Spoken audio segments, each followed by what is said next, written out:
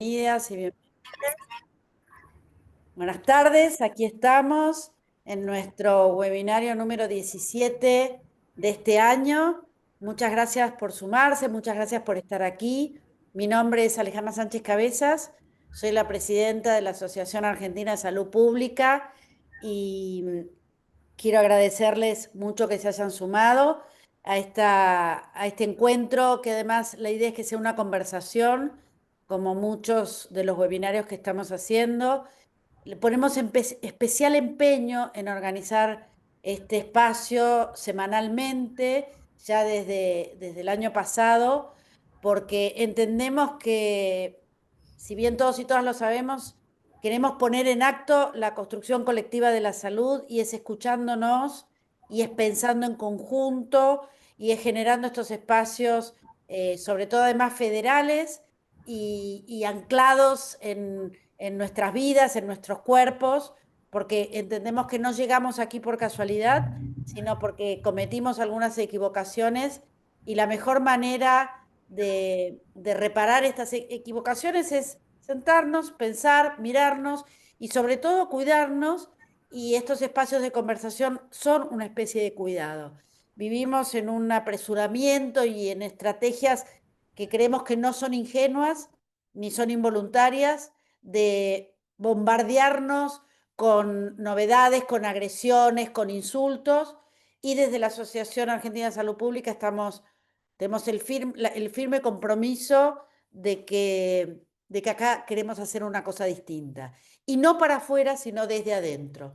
Entonces, por eso son estos espacios, por eso sostenemos este compromiso a como dé lugar, y para mí son una fiesta. Yo en general la paso muy bien, aprendo muchísimo, y además, sobre todo, me dan energías para seguir, porque es sobre lo que construimos, sobre lo que hay y sobre lo que ya está, sobre lo que podremos seguir construyendo. Y esas cosas están aquí. Así que yo quiero agradecer muchísimo, quiero agradecer especialmente a dos personas que presiden dos congresos, y además son dos personas a quien yo quiero mucho.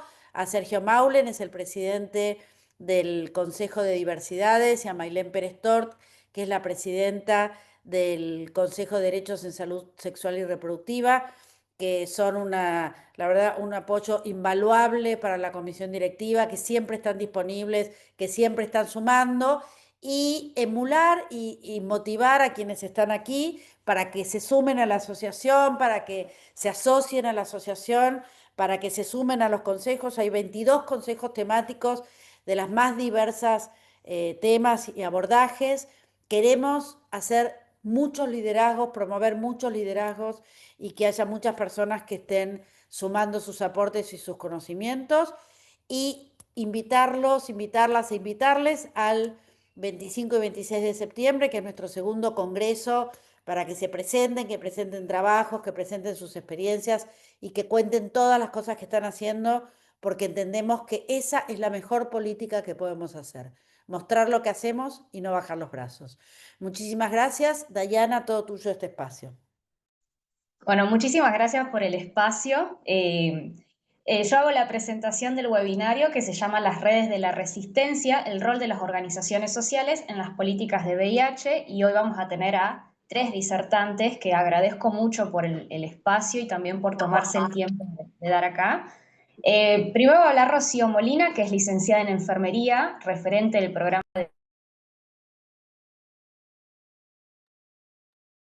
Perdón, te debo haber silenciado yo, Dayana, discúlpame. Tratando de silenciar a que no hicieran ruido, te debo haber silenciado yo. Te pido disculpas. No hay Ahí. drama, no hay drama.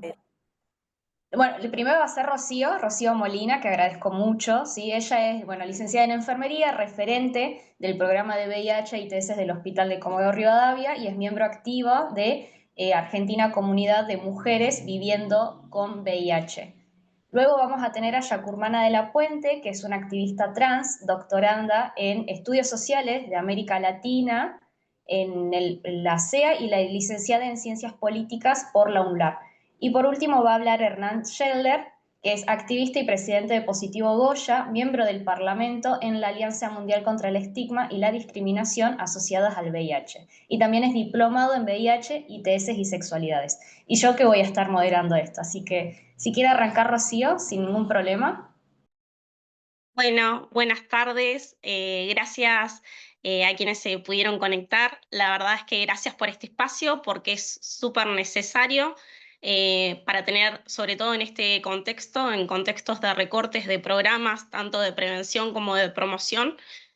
Para nosotros desde las organizaciones de sociedad civil necesitamos tener estos espacios de discusión para saber en qué todavía falta resiliencia sobre los derechos para no perder, pero también más allá de las políticas y de los recortes, en qué podemos seguir avanzando para que sea una construcción y no quede en el tiempo con una únicamente resiliencia. Me quiero empezar con una frase de Alain Badiou, que es un filósofo francés y que me encanta, que dice que la política se define como la afirmación de que otro mundo es posible. Es muy difícil a veces verlo así desde esa perspectiva, porque quienes ingresamos desde organizaciones de sociedad civil y sin hablar de política partidaria, sino desde la política como un instrumento de transformación, muchas veces nos encontramos con que hay intereses de por lado y que muchas veces se dejan las necesidades reales de los compañeros. Eh, y eso desmotiva. Yo hace 15 años vivo con VIH, me enteré siendo madre adolescente en un embarazo, y al principio tuve que aprender, como quien dice, a los ponchazos, ¿no? Desde una organización de jóvenes y adolescentes que me dio herramientas para posicionarme como referente en lo que es la provincia y lo que es en la Patagonia. Y cuando quisimos implementar proyectos, implementar protocolos para avanzar y para construir, nos encontramos con muchas barreras, que también el sistema de salud muchas veces genera esas barreras que nos impide realizar una construcción.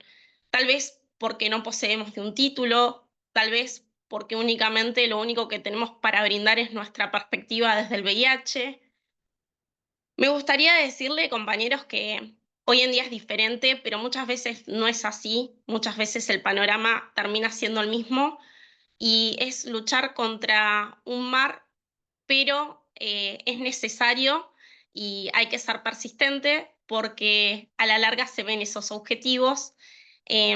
Acá en Chubut somos 5 personas visibles. Yo cuando inicié muy chica, teniendo 23 años, y me encontré con 2 militantes compañeras que para mí son referentes de la zona.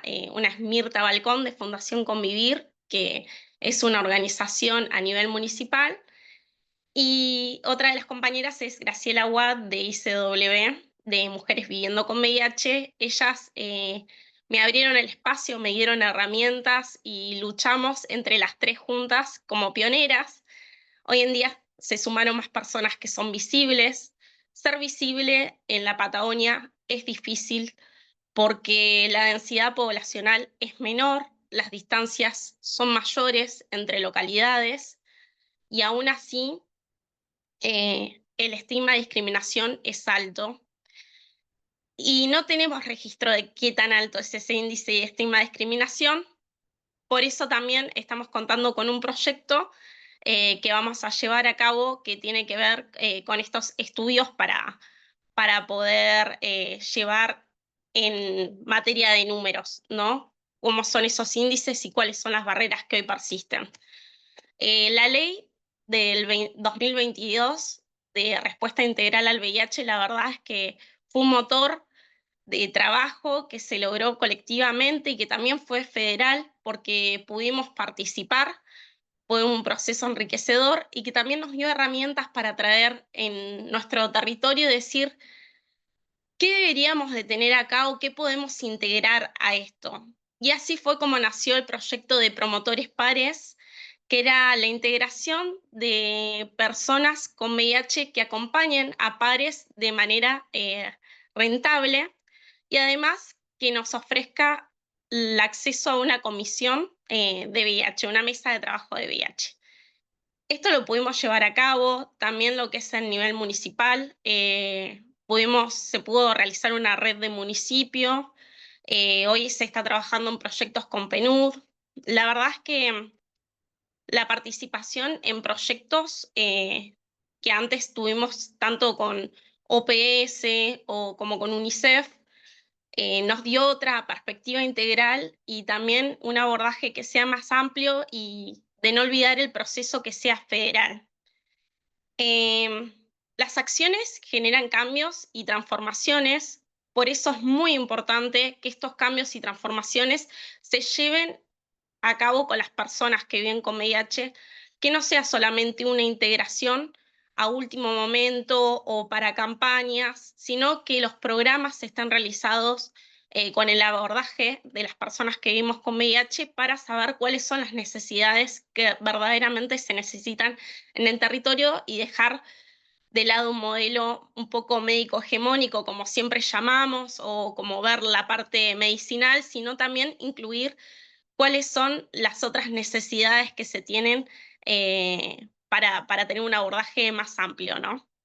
Esto es un poco de lo que venimos realizando y bueno, por ahí también eh, agregar que las campañas también deben de ser abordadas con las personas que vivimos con VIH. Siempre se trata de fomentar el 1 de diciembre, y en el año se deja muy de lado, entonces también se necesitan que esas campañas se desarrollen en el periodo del tiempo para que no queden únicamente que la convocatoria al finalizar, sino que sea todo el tiempo actualizada. Venimos con varios proyectos trabajando, articulando tanto como el hospital regional, como lo que es la Secretaría de Salud del municipio. Hemos intentado el año pasado ir a las localidades rurales. Es algo que nos queda pendiente reforzar. La realidad es que muchas veces las personas en la zona rural tienen que tomarse colectivos de larga distancia. Eh, todavía la confidencialidad es algo que cuesta reforzar para que no se vea expuesta. Sobre todo sabemos con esto del ANDIS, de ANSES, lo que pasó, los llamados con las pensiones, cómo las personas con VIH quedamos expuestas de nuevo a un sistema burocrático, y en donde las personas tuvieron que tal vez dejar de lado ese miedo o verse expuestos para no perder una pensión que es con lo único que requieren. Y el último llamado que voy a hacer, que pareciera que tenemos una ley de respuesta integral y que tenemos muchas cosas que logramos, pero hay un montón de cosas que faltan. Hace poco también un compañero que es enfermero, eh, lo rechazaron de un preocupacional por tener VIH, siendo que estamos en 2025. Y esas cosas duelen, dejan cicatrices porque me vi totalmente interpelada al ser yo en su momento, que en 2 clínicas me rechazaron por este mismo tema. Entonces, decir que esto todavía siga pasando, no podemos decir que las personas con VIH tenemos la calidad de vida de cualquier otra persona, porque sería una mentira. Eh, sí podemos tener una buena calidad de vida, pero todavía queda pendiente que el estigma de discriminación sea cero, compañeros. Así que los invito a seguir incidiendo y sobre todo esto, ¿no? Que no se olviden de la Patagonia, y que cuenten con proyectos y llevar nuestras voces también para que esta respuesta sea federal y colectiva. Gracias. Muchísimas gracias, Rocío. Muchísimas gracias. Ahora vamos a seguir con Yakurmana. Cuando quieras, podés largar. Buenas tardes a todos, todas y todes. Gracias por este espacio que es ante todo un espacio de lucha colectiva. Quiero agradecer especialmente a Alejandra, a los consejos de Derecho Sexual y Reproductivo y Diversidad, Maynén y Sergio, y muy especialmente a vos, Dayana, por tu compromiso, sensibilidad y trabajo inquebrantable junto a nuestras comunidades. Hoy voy a hablar desde una postura situada, que es también una necesidad política. Hablar desde la experiencia trans, desde los cuerpos trans, desde las exclusiones que atraviesan específicamente nuestras vidas. Porque en cualquier discurso sobre políticas públicas de salud, y especialmente sobre VIH, la cuestión trans no es una excepción ni un grupo vulnerable más. Es una intersección concreta de desigualdad donde confluyen el estigma, el cisexismo estructural, la pobreza y la violencia estatal e institucional. Hablar desde la experiencia trans no es hablar solo de una identidad, es hablar de un lugar en la estructura social que condiciona, limita y vulnera el acceso a la salud. Y es también hablar de una historia de resistencia, organización y construcción colectiva de derechos. En el 2012, perdón, con la sanción de la Ley de Identidad de Género, se garantizó el derecho a ser reconocidas y tratadas según la identidad autopercibida. La ley incluyó el acceso a tratamientos hormonales, cirugías de adecuación corporal y atención integral dentro del sistema público de salud. Hoy ese derecho está amenazado por el proyecto de ley presentado por el diputado Gerardo Milman, que busca eliminar la cobertura pública para tratamientos de afirmación de género, impedir intervenciones médicas incluso con consentimiento judicial y prohibir al Estado difundir información en educación y salud sobre identidad de género. La verdad que es desastroso el proyecto y la verdad, sin formalismo, sin nada. Este no es un simple proyecto de ley, es un intento de borrar nuestra existencia de la política pública. Pero incluso con la ley vigente, el acceso real a la salud sigue siendo una deuda pendiente. Es muy alto el porcentaje de personas trans que no tienen obra social y muchas abandonan tratamientos por miedo al maltrato, la estigmatización o el rechazo institucional. Durante la pandemia, muchísimas compañeras quedaron sin hormonas, sin atención médica y sin acompañamiento. El sistema no falló, nunca fue diseñado para nosotros. Pero frente a este abandono existen redes de resistencia, las que sostienen la vida.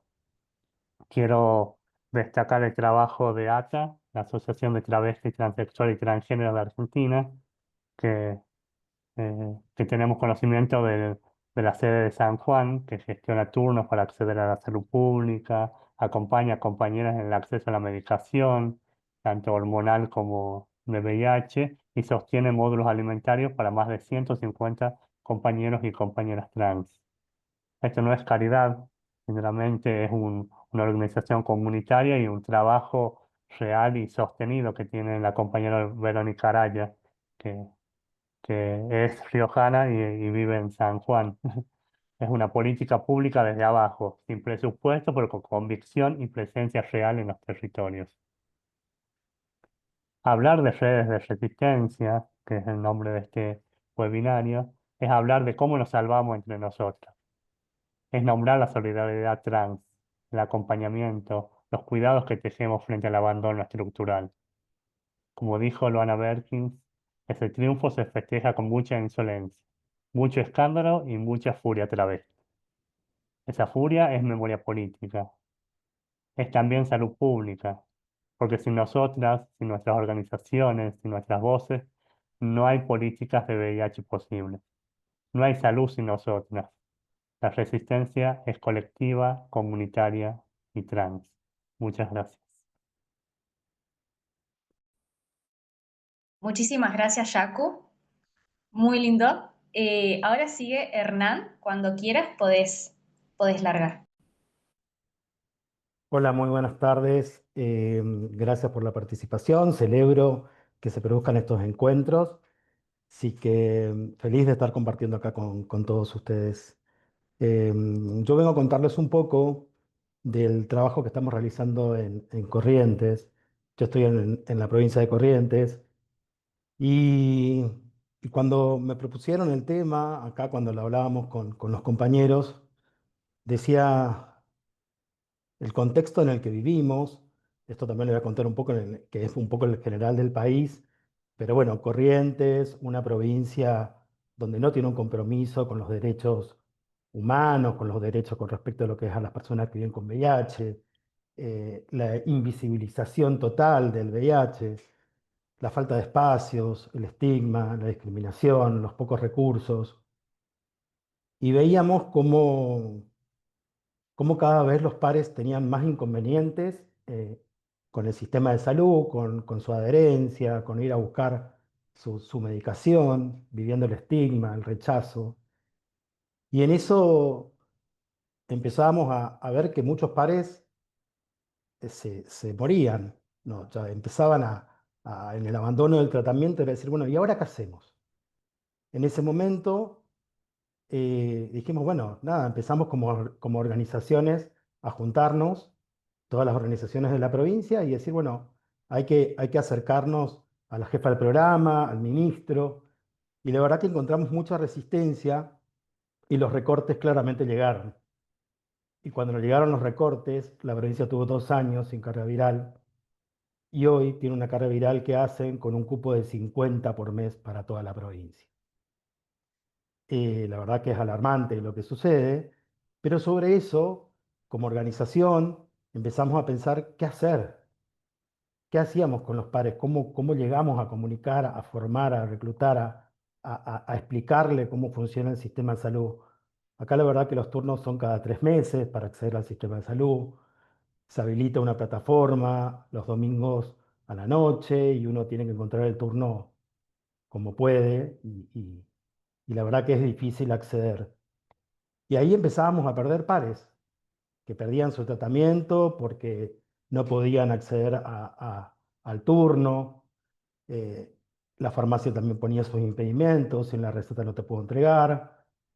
Y ahí nos acercamos a hablar con la jefa del programa, a plantearle lo que estaba sucediendo, hablamos con el ministro, presentamos notas, y dijimos, bueno, si tenemos la resistencia, yo siempre hablo por ahí desde el lugar de activista y de querer hacer en el territorio, y siempre digo, bueno, estoy luchando con un monstruo enorme, que es el sistema.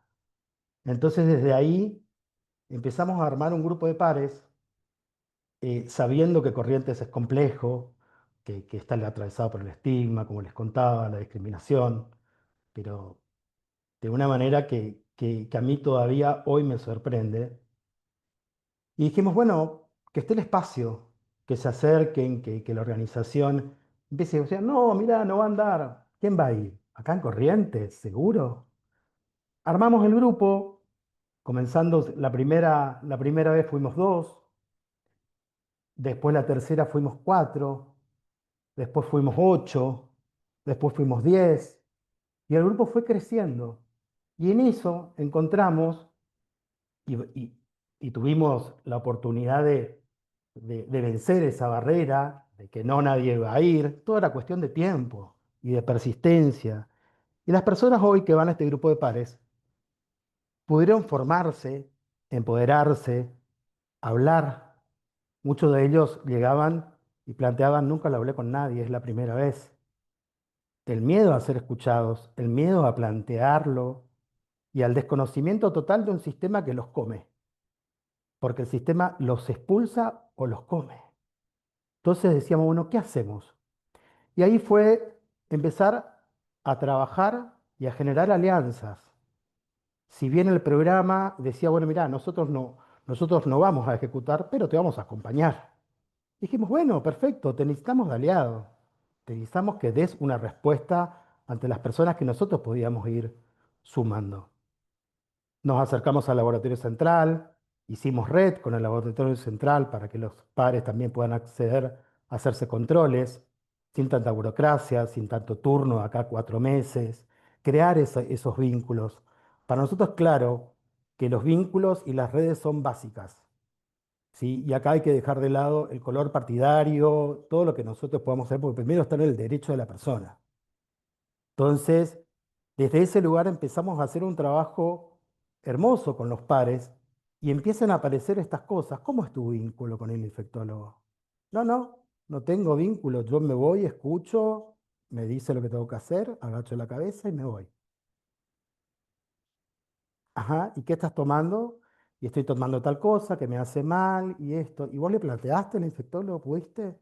Y nos fuimos empoderando de que en una provincia donde la decisión es tan arbitraria, decíamos, bueno, hay que generar diálogo. Le planteaste, te pudiste, y fue un espacio que hoy estamos tratando también, y lo venimos haciendo con formaciones que puedan entender lo que le pasa al usuario, que puedan comprender lo que le pasa a esas personas. Porque del otro lado, más allá de que eso, bueno, no, bueno, la pastilla, siempre el programa tiene el usuario. Y cuando nosotros empezamos a escuchar de los dos lados, esto como organización y hacer un análisis, vimos que los usuarios tenía el diagnóstico, pero no sabía cómo funcionaba el sistema. No sabe que tiene que pedir acá a 3 meses el turno y que funciona de esta forma y que la farmacia hay que llevar la nota. Y todo eso fue algo que dijimos, bueno, esto hay que pasar a informar, porque obviamente que ahí se pierde la adherencia, porque cuando quiere sacar el turno nunca lo tiene. Y en el trabajo de grupo de pares que los invito a que lo gestionen, escuchar, el grupo de pares está formado por personas que viven con VIH y están atravesadas por el miedo. Cuando esto es, uno lo empieza a hablar, empieza a detectar toda la parte emocional que hay atrás del diagnóstico y que de eso no se habla.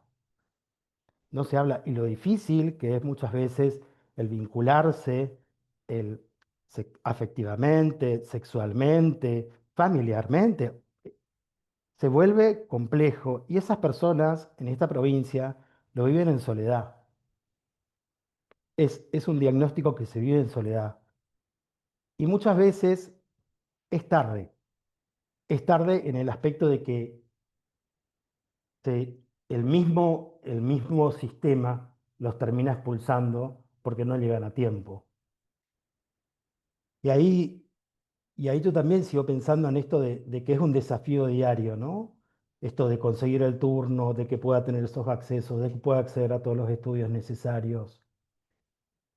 Y ahí digo, necesitamos generar espacios para escuchar lo que les pasa a nuestros pares, porque ahí empezamos a cambiar y a acompañar y darles otra calidad de vida.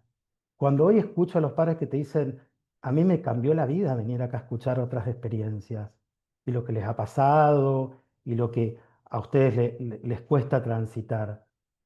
Y, y esto creo plenamente en generar alianzas y vínculos y redes, de trabajar con aliados con el programa, con el laboratorio, con farmacia. Y de esa manera fuimos cambiando muchas cosas con respecto al trato, a la burocracia que también tiene el sistema. Y, y yo me quedo con esto. Son momentos de crisis y son momentos en esto de crisis para replantearnos, para decir, tenemos que estar juntos. Yo creo que la base es esa de estar juntos, de poder acompañar, de poder escuchar lo que les pasa. Y en esta escucha del miedo, del diagnóstico, del estigma, de la posibilidad de no conseguir una pareja, un trabajo, lo que mencionaban los compañeros, nosotros acá en Corrientes lo vivimos. Esto del preocupacional, de que siga pasando, de no tener posibilidades también laborales y de inserción. Y cada vez tenemos menos pares visibles, porque también es un contexto donde los pares que están tienen 2 o 3 trabajos, entonces como que la oportunidad, la opción de hacer activismo también se reduce. Y, y yo les quería contar esta experiencia, la experiencia de, de unión, la experiencia de que no importa el lugar que sea, los grupos de pares funcionan, lleva tiempo, hay que hacer convocatoria, buscar redes, hacer de boca en boca, acercarse a los espacios y escuchar esas voces y sobre esas voces construir y trabajar en alianza, trabajar en alianza con todos los que haya posibilidad de oportunidad. Desde nuestro lugar, hoy estamos formando un capital humano futuro, que sean futuros voluntarios y que estas personas que forman parte del grupo de pares vayan también construyendo su calidad de vida, porque de eso se trata, de hablar de la calidad de vida dentro de un contexto de resistencia. Yo los motivo para que ustedes se animen en sus espacios a generar grupos de pares, que lo que sale es riquísimo para poder acompañar. Y en la salud mental, que hoy nos cuesta tanto a todos, no hay un patrón para poder abordarlo. Siempre digo, hay que escuchar también las vivencias de cada uno, lo que los atraviesa, lo que les atraviesa, para poder hacer ese abordaje de manera integral. Así que, bueno, muchísimas gracias por el espacio. Muchísimas gracias, Hernán. No sé si ya terminaron de exponer los tres, si alguien quiere hacer alguna pregunta.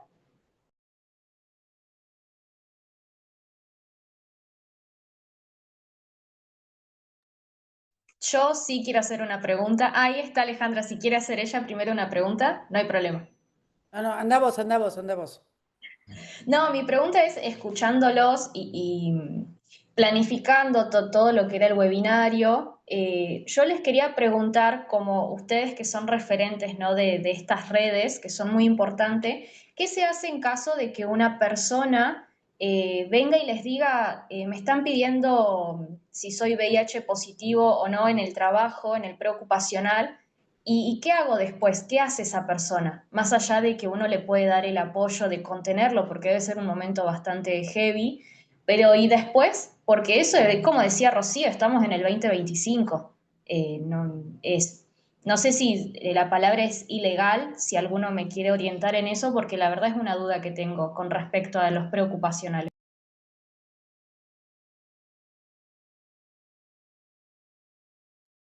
Bueno, no sé, no, bueno, las compañeras creo que Rocío, vos me vas a acompañar con lo mismo. Sí. En principio es hacer la denuncia, sin duda, hacer la denuncia sobre la empresa que está realizando de manera ilegal el tema de realizar el test. Esa va a ser la parte inicial. Y bueno, sabemos que se han marcado antecedentes, pero bueno, después es una manera que tampoco uno lo tiene que, otra forma de controlar en base a la evidencia de la denuncia de ese par que te puede decir, mirá, me hicieron el test y por esto no puedo entrar a trabajar, pero esos son los procedimientos. Sí, nosotros en este caso particular que tuvimos, hicimos el acompañamiento a ese par con Fundación Huésped, quien está ya en asesoría legal. Estamos esperando a que tenga un tiempo, porque lo peor, o sea, lo que me resulta más inquietante es que la empresa ni siquiera le comunicó ese test positivo a esa persona. La persona firmó el consentimiento de que da autorización para hacerse el test de VIH, ya se había contactado conmigo, le dije, sacá foto a todos, no lo tenés que poner en la declaración jurada si no lo querés, si te piden el consentimiento, sacale foto, hacelo, como para que quede registro, no tenías que hacerlo, hacelo, pero digamos, él en ningún momento declaró que tiene VIH. Y esa empresa jamás se contactó siquiera para darle la devolución del diagnóstico. Esto me parece que es lo más inquietante y preocupante que, digamos, el sistema de salud por querer, porque ellos, ¿cómo tienen evidencia de que esa persona ya es positiva, digamos? De no haberlo comunicado. Y después esto que vos mencionás, Diana, sí, la realidad es que las personas hoy en el contexto socioeconómico, aparte que atravesamos todos, porque la verdad es que nos atraviesa a todos, no poder incluirte en el sistema laboral por una, entre comillas, condición, porque ¿para quién es condicionante? Eh, Supuestamente para la empresa que te ingresa, pero si vos estás indetectable, si tenés un tratamiento, ¿cuál sería la condición para la no inserción laboral? Ninguna. Sí, la verdad es que es algo difícil hacer un acompañamiento, algo que siempre nos planteamos en las organizaciones de sociedad civil es quién acompaña a los que acompañan. Ese es un gran dilema, creo que una pregunta que hay que hacerse mucho. Por suerte, como mencionaba Hernán, estamos en redes, estamos conectados y las experiencias son vitales para decir que no estás solo y que esto que mismo que me pasó es una realidad que hoy pasa a otra persona pero que tenemos que impedir que no se repita y hay que hacer que nuestros derechos sean respetados y no vulnerabilizados más allá en el contexto que estamos, hacerlos valer. Me parece lo más primordial. Y después, bueno, haremos la denuncia públicamente como debe de ser. Y ese es otro tema, ¿no? Invitar a que la persona denuncie, porque qué difícil no siendo visible, teniendo conciencia en que esta nota se va a divulgar, que muchas veces sale en nombre y apellido, más allá que uno no quiera, porque se filtra, que esa persona denuncie. Y algo a mí muy importante que me gusta decir y recalcar, más allá de que seas negativo, si una empresa te pide un preocupacional y te pide el test de VIH, denuncia más allá de que seas negativo para que otras personas también tengan oportunidades.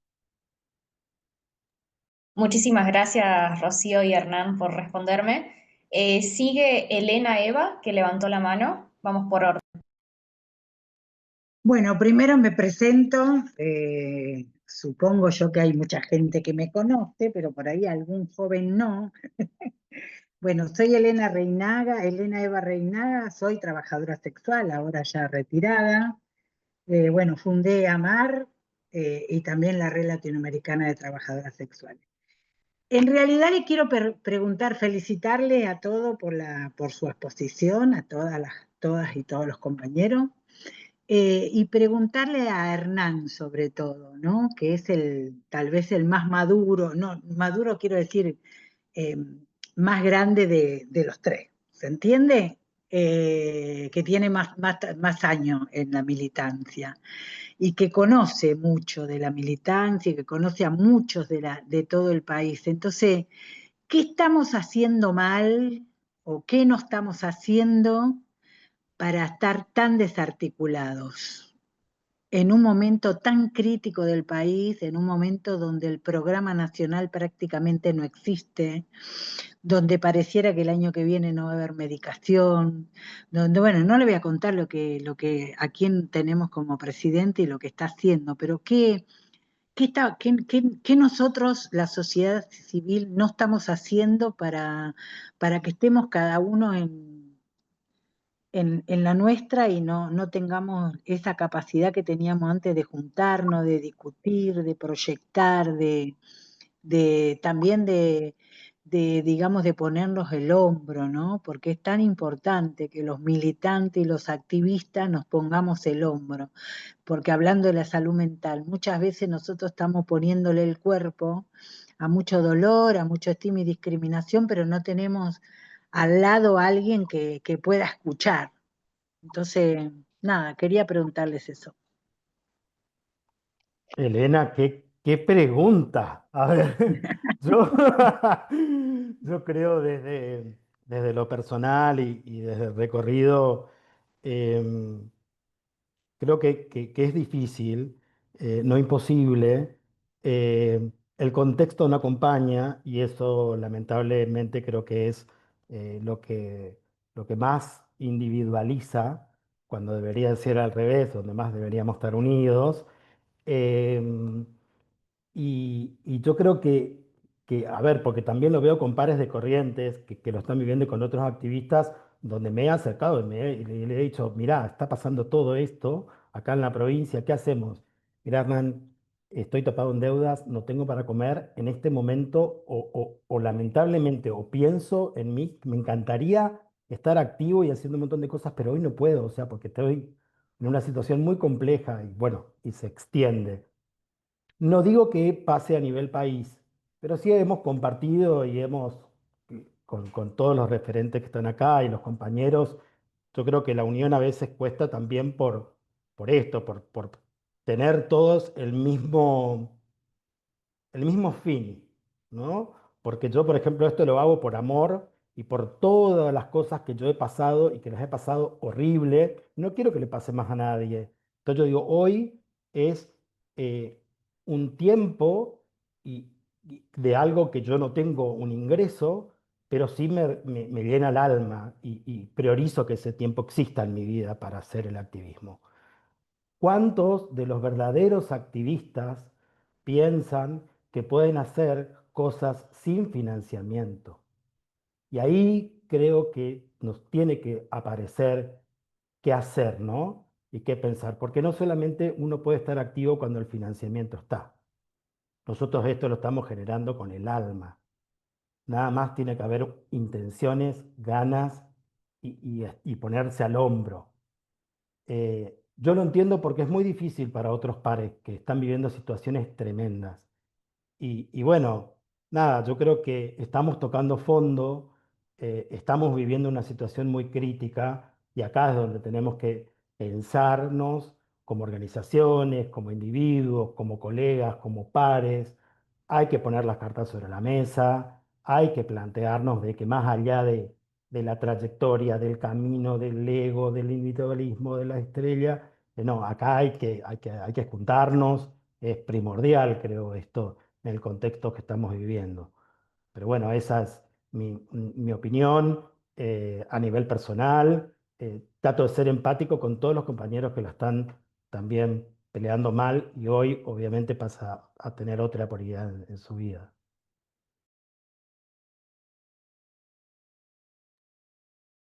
Muchísimas gracias, Hernán, por responder. Mailen, sigue ella. A ver si ahí ahí va. Hola, gracias, Dai. Bueno, esta es una intervención más que nada de apreciación y de agradecimiento a Hernán, a Rocío y a Yacurmana y de felicitación a Dayana, que bueno, como de mi parte como coordinadora del Consejo de Derechos Sexuales y Reproductivos, que es un consejo relativamente joven de la SAP, es un placer llevar a cabo actividades siempre en articulación con Sergio Maulen del Consejo de Diversidad. Y agradecer un poco la iniciativa de Dayana, que fue quien trajo este tema, quien trajo el interés, quien motivó a juntarnos para pensar en quiénes podíamos convocar, y la verdad que fue un golazo porque es súper inspirador escuchar a los tres hablar sobre esto y tomando un poco como lo que dijeron en términos de la resistencia desde la sociedad civil y la última intervención de Elena. Quería enfatizar la invitación a que quienes tengan ganas, quienes aún no forman parte de la SAP, se sumen, que chusmeen la página web que tenemos, ni me acuerdo el número, pero Ale lo puede decir, 1.000.000 de consejos de todos los temas que se les ocurran que hacen a la salud pública. Acá estamos presentes diversidad y derechos sexuales y reproductivos, pero quienes estén buscando un espacio para activar, para resistir, acá estamos con las puertas abiertas, nos escriben, en la página web de la SAP está toda la información. Y era más que nada eso, destacar esa parte y de nuevo felicitar a los disertantes y agradecerles profundamente y a Dai y a Sergio por este espacio que siempre es súper enriquecedor. Muchísimas gracias a Mailen. Gracias, sí, yo también digo muchísimas gracias a los que se dieron un tiempito acá para exponer. Ahora, Landriel, que levantó la mano, quiere hacer la pregunta. ¿Qué tal? Muy buenas tardes a todas, todos y todes. Primero, felicitar a todos por el espacio. La verdad que también en lo personal, el mayor orgullo es que estés vos, Dai, coordinando esto, porque sos estudiante de medicina, con lo cual eso, como decía bien Alejandra, nos da perspectiva de un futuro esperanzador y alentador para seguir trabajando. En función de lo que contaba Rocío y también manifestaba Hernán, quería hacer una mención a una cosa muy puntual que no hay que dejarla pasar. La ley 27675 prohíbe los test preocupacionales, por ende no deben realizarse, y en segunda instancia nos garantiza el hecho de que no tengamos que revelar en ningún tipo de contexto nuestro diagnóstico. Por ende, tenemos un amparo legal para que eso no suceda. Quería preguntarle a Rocío, puntualmente en este caso, entiendo la articulación con la Fundación Huésped, con todo lo que Huésped significa en nuestro país, pero sí hubo una articulación con el Ministerio de Trabajo de la provincia. ¿Por qué? Porque son los espacios donde realmente tienen que tomar conocimiento e incidencia. La Fundación Huésped nos puede ofrecer un asesoramiento legal, pero en definitiva todas las cuestiones laborales a nivel provincial se resuelven en los tribunales de los ministerios de trabajo o las secretarías de trabajo de cada provincia. Sí, también estamos en eso. En realidad la respuesta que tuvimos fue como todavía la empresa no se comunicó, como que lo mejor era esperar, ya que de esto pasaron 2 semanas y media, 3 semanas, teniendo en cuenta los feriados, como esperar un poco más como para darle curso a la denuncia. Me gustaría también contestar un poco lo que dijo Elena, que me resonó mucho, porque esta discusión creo que lo hemos tenido, la hemos tenido entre activistas y un compañero me decía, con Macri cortábamos la calle de Congreso. Y qué tan cierto, ¿no? Con tan poco, cuando el Ministerio de Salud pasó a ser secretaría, cuánta acción hubo desde las organizaciones. Entonces, ¿por qué ahora con tanto recorte nos silenciamos? Y un poco era lo que decía Hernán, creo que también es el miedo, ¿no? El miedo de la quita de derechos, el miedo de que constantemente estamos en defensa, en temor de que nos saquen más derechos que ya han sido conquistados. Hoy en día sabemos y creo que lo primero que pensamos fue las pensiones se van a recortar. Entonces, creo que sí, que estamos en un panorama súper individualista, donde, y es lo que se quiere lograr, ¿no? La fragmentación de salud, que en su momento la hubo, donde cada provincia se hacía cargo de sus gastos económicos en cuanto a salud, y hoy en día es lo que se quiere lograr, ¿no? Por eso empatizo mucho con Hernán, empatizo mucho con las provincias que están sufriendo estos ajustes, realmente estos ajustes, y creo que si queremos esto, una respuesta que sea federal, como organizaciones, lo más importante es articular y cada vez que haya que salir, ya sean redes o con acciones para demostrar lo que está pasando, acompañar. Es creo que lo más importante que nos debemos y que hay que hacer. Así que-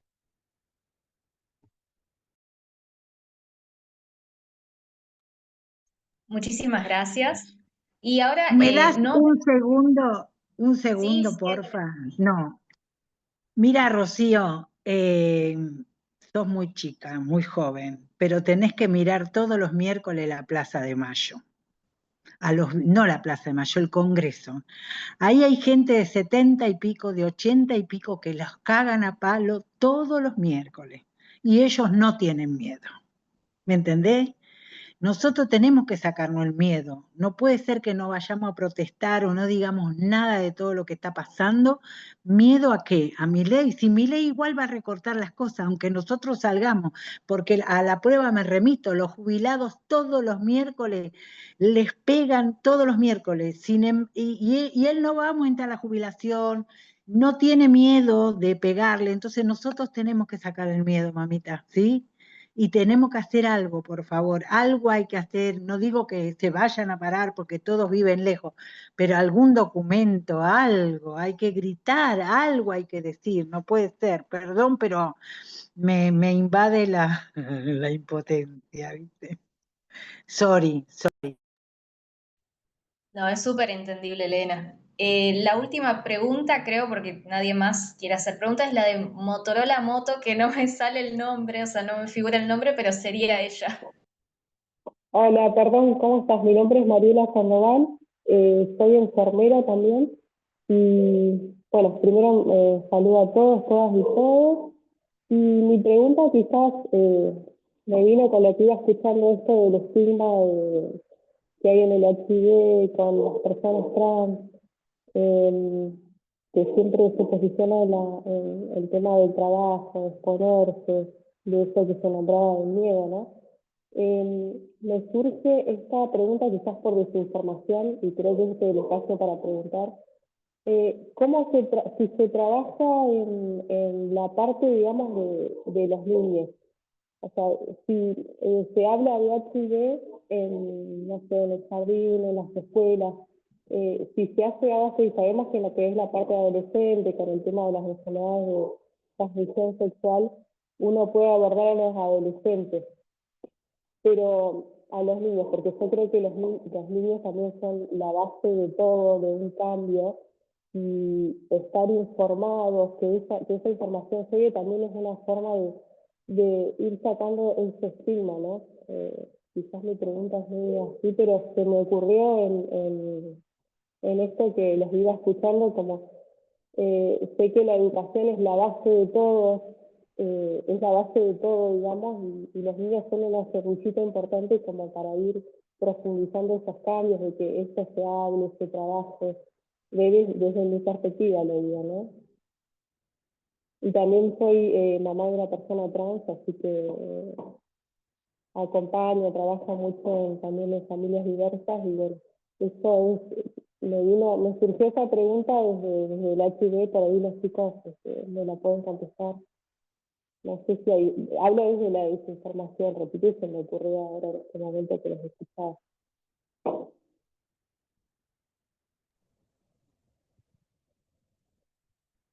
Ahí quisiera hablar un poco, ¿no? Con esto de la desinformación, ¿no? Es verdad que no existe información ni estadística sobre las infancias que con VIH congénita, porque digamos, es lo que estamos trabajando con la Andriel también, es esto, ¿no? Le pedimos un informe a Nación y no hay información en todas las provincias. Entonces, el trabajo de los médicos y del sistema de salud en general no está organizado, así que es como un debate pendiente y también generar, ¿no? Estas cosas, creo que desde organizaciones deberían generar estos materiales y creo que la SAP también es un excelente lugar para generar estos materiales, ¿no? De guías, porque lo mismo nos pasó.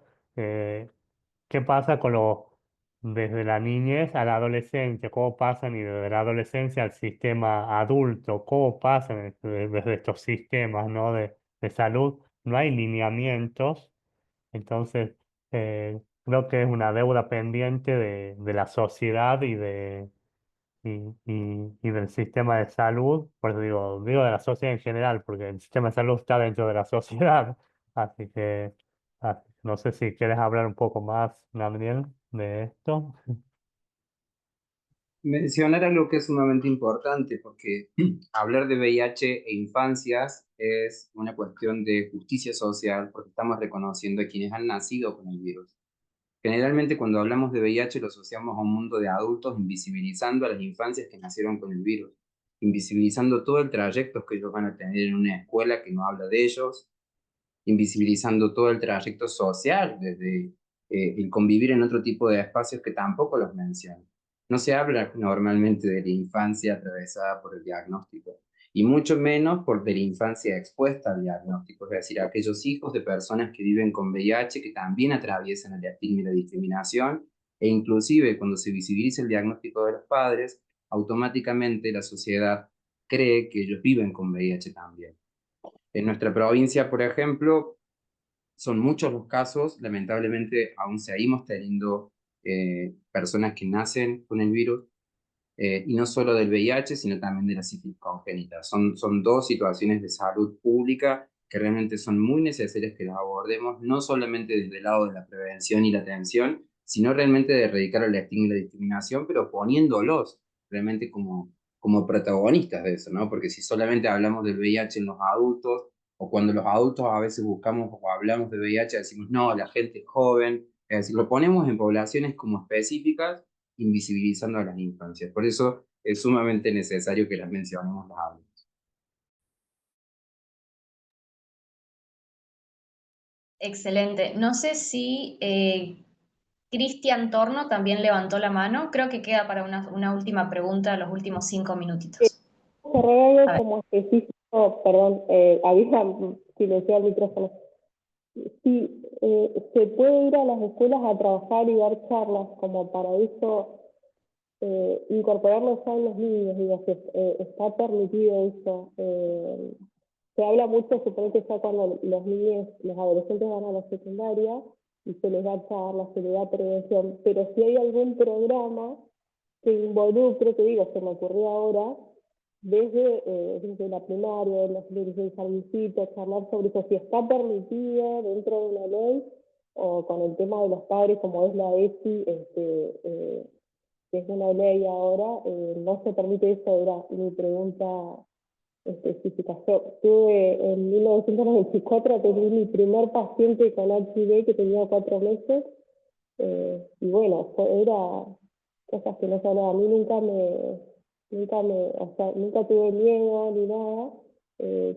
Trabajé desde salud y bueno, eso era, por eso, como trabajo con niños también yo creo que donde uno, no sé si sería la palabra capacitar a los niños, pero darles más información, no sé si está permitido. Y como te digo, hablo desde que es una pregunta que se me ocurrió recién ahora. Pido disculpas si fui muy extensa.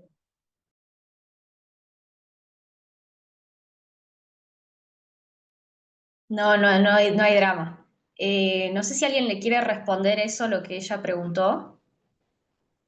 Lo de si hay algún programa, ahí Alejandra puso en el chat de que está enmarcado en el marco de la ESI, digamos, que sigue siendo una ley. Así que debería de funcionar, pero creo que no es tan efectivo que digamos, ¿no? De la palabra al hecho es largo el trecho. Así que, Alejandra, ¿sí querés aportar algo?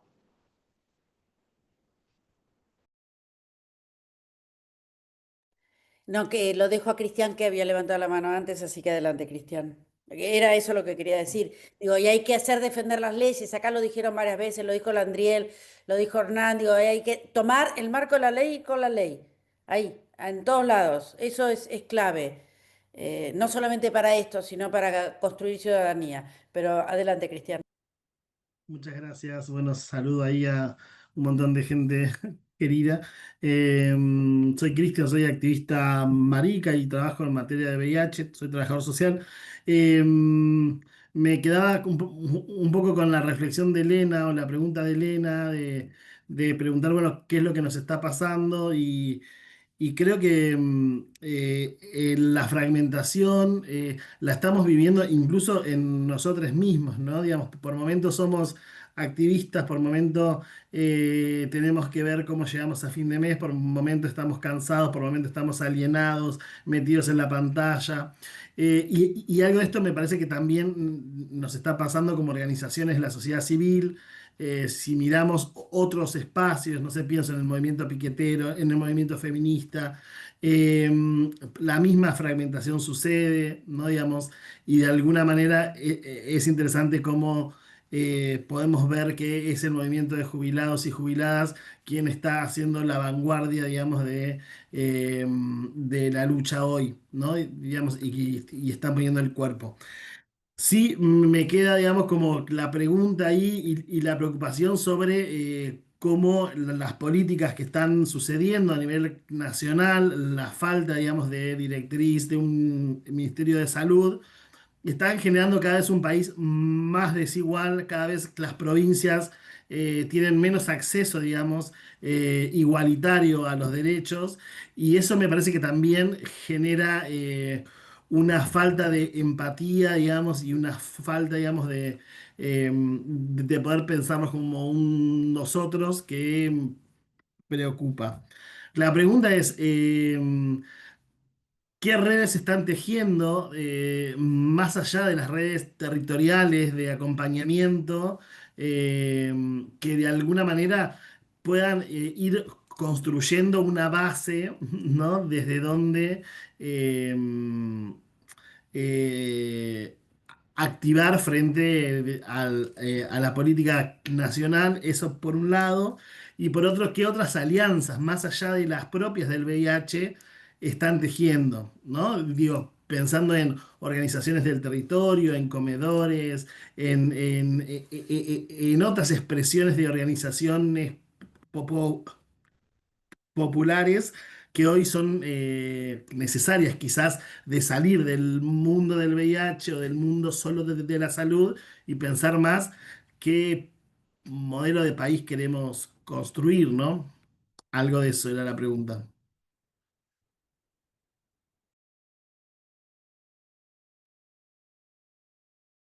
Bueno, yo puedo responder de acá de lo que es la provincia. Me gustó mucho, Cristian, tu pregunta, porque es necesario tejer también otras redes y no solamente ver el mundo del VIH, sino ver que esto que nos pasa en todas las organizaciones o como que hay una crisis, como vos decís, desde todos los movimientos. Entonces está bueno tejer estas redes. Nosotros nos sumamos a articular con la Mesa Intersectorial del Suicidio, que es una mesa que se está trabajando acá en lo que es en el municipio de Comodoro.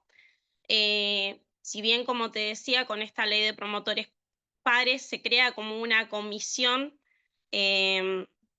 a nivel provincial que permite articular con diferentes secretarías y ministerios, la realidad es que no hay mucha seriedad en eso, porque es como que hay muchos asuntos en lo que es en la provincia, políticos, que están todo el tiempo cambiando a las personas sobre los roles. El programa de VIH ya no está, quedó acéfalo, es como que hay una persona que está encargada, pero a la vez tampoco no hay nombramientos de papeles.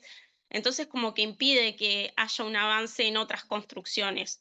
Y esto de la ley de promotores pares que mencionaba anteriormente, 1 año y todavía no se aplica a tener esos promotores pares como se había mencionado que se iba a ver la incorporación. Entonces, es como decimos, muchas veces tenemos leyes o legislaciones que no son aplicadas, entonces nos quedamos en la esperanza de una respuesta que no se termina de tener. Pero bueno, por eso creo que todavía falta mucha incidencia. Y bueno, en esto, en el abordaje de salud mental, me parece que es fundamental tener esta articulación con esta mesa y también en cuanto a tenerla una articulación con diversidad o con diferentes organizaciones que trabajan en derechos sexuales.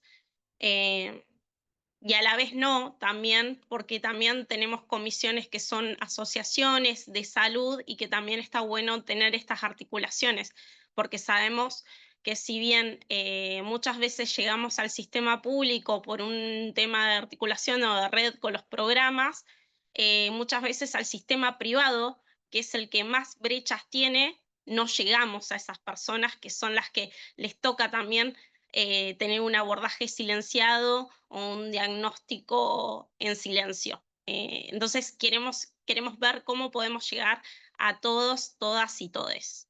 Sí, vamos. Muchísimas gracias, Rocío.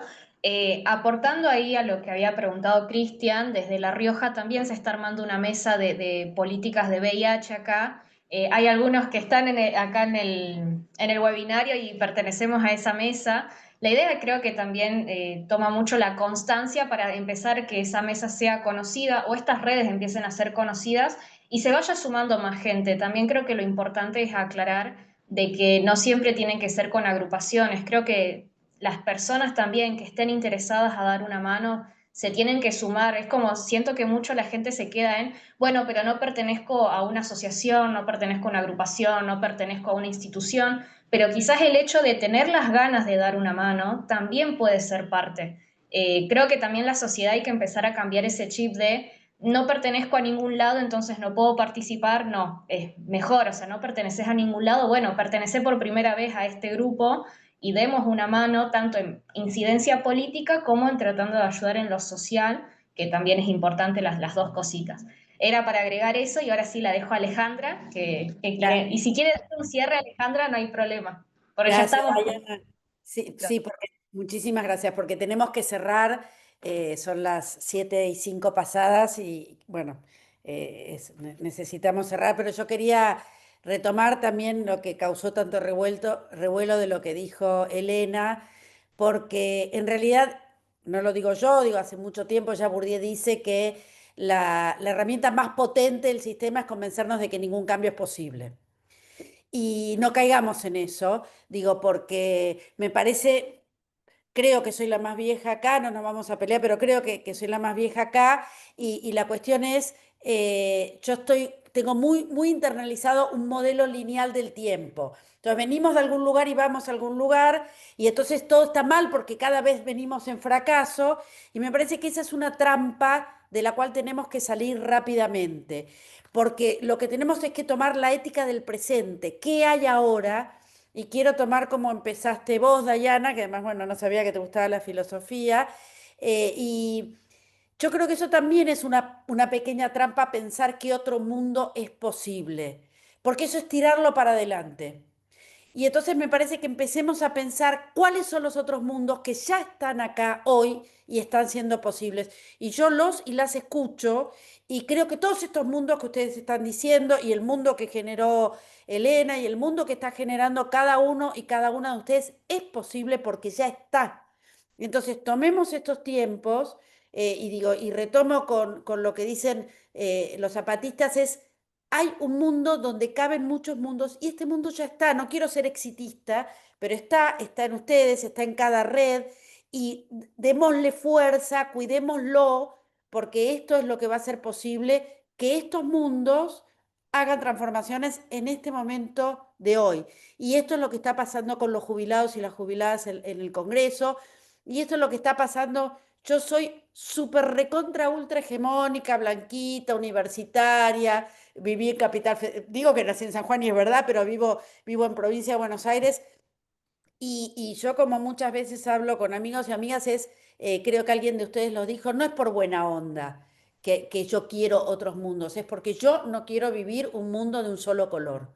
Quiero vivir mundos donde quepan muchos mundos porque ese es el mundo que a mí me gusta, ese es el mundo que quiero vivir, ese es el mundo que quiero legar. Entonces, y esos están y siguen estando, aunque a veces parezca que hubo una derrota, creo que no es así, porque ustedes están acá, digo, son todos y todas luchadores, entonces no se tiren tierra encima, celebren todo lo que están haciendo, que es hermoso y es maravilloso, digo, me parece que eso quería decir, porque a mí esto me estimula muchísimo y ustedes no se dejen vencer, porque como dijo Hernán, él prioriza ese tiempo. Bueno, prioricemos estos tiempos, prioricemos esta ética del presente. Eso quería decir nada más. Gracias. Y muchas gracias a todos y todas que estuvieron aquí.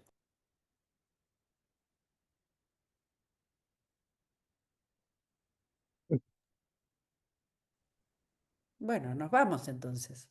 Y haremos otros Ya encuentros. estaríamos entonces. Muchísimas gracias a todos por estar. Gracias Alejandra por el espacio. Bueno, nos estaremos viendo en otro webinario seguramente. Sin duda, sin duda. Hermoso. Gracias a todos y todas.